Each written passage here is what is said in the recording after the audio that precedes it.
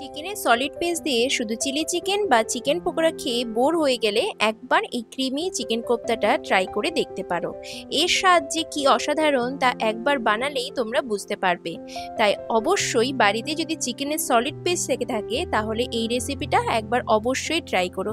ছোট থেকে বড় সকলেই কিন্তু খুব আনন্দ করে এই রেসিপিটা উপভোগ করবে।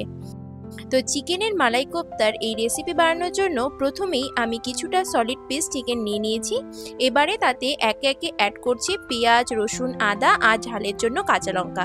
আর অ্যাড করেছি গুঁড়ো মশলা যেমন লবণ, ধনে গুঁড়ো, গরম মশলা আর চিলি ফ্লেক্স। সবশেষে হাফ কাপ পরিমাণ ফ্রেশ ক্রিম অ্যাড করে খুব ভালো করে ব্লেন্ড করে নিয়েছি। এবারে অল্প একটু রিফাইন অয়েল দিয়ে গোল গোল করে কোপ্তার আকারে গড়ে রেস্টে রাখছি 10 মিনিটের জন্য।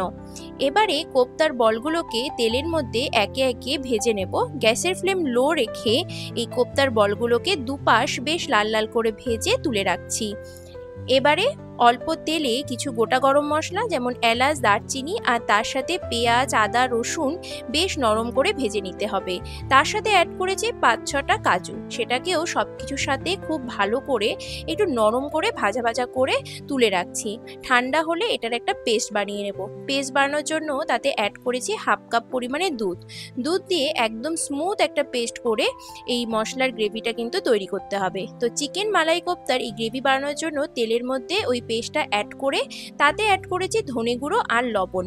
আর কিছু অ্যাড করার কিন্তু দরকার নেই। মশলাটাকে একটু ভাজা ভাজা হলে তাতে অ্যাড করছি 2 চামচ ফেটানো টক দই আর স্বাদের ব্যালেন্সের জন্য একটু চিনি আর কিছু কুচানো কাঁচা লঙ্কা। মশলা থেকে তেল ছেড়ে এলে 1 বাটি দুধ অ্যাড করে বেশ ভালো করে ফুটিয়ে নিয়েছি।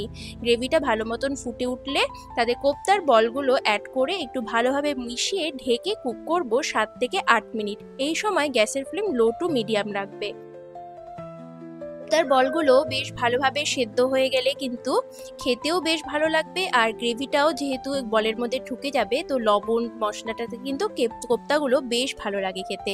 সবশেষে ওপর থেকে আরও খানিকটা ফ্রেশ ক্রিম আর কাসুরি মেথি, সেটাকে আমি একটু শুকনো খোলায় ভেজে নিয়েছিলাম, সেটাকেও হাত দিয়ে বেশ ভালো করে গুঁড়ো করে অ্যাড করছি। চেষ্টা করবে কাসুরি মেথিটাকে একটু রোস্ট করে অ্যাড করার, এতে কিন্তু স্বাদটা আরও দ্বিগুণ হয়ে যায়। সব কিছু ভালোভাবে মিশিয়ে গ্যাসের ফ্লেম অফ করে ঢেকে রেস্টে রাখছি 5 মিনিটের জন্য। গরম গরম রুটি, পরোটা বা নানের সাথে এটা সার্ভ করো, খেতে কিন্তু জাস্ট জমে যাবে। এটার টেস্ট যে কি অসাধারণ তা একবার বানালেই তোমরা বুঝতে পারবে। তাই অবশ্যই বাড়িতে এই রেসিপিটা একবার বানিয়ে ট্রাই করো। আমি কথা দিচ্ছি সকলের ভালো লাগবে। তো রেসিপি কেমন লাগলো কমেন্ট সেকশনে অবশ্যই লিখে জানিও। That's it for today. See you soon in the next blog.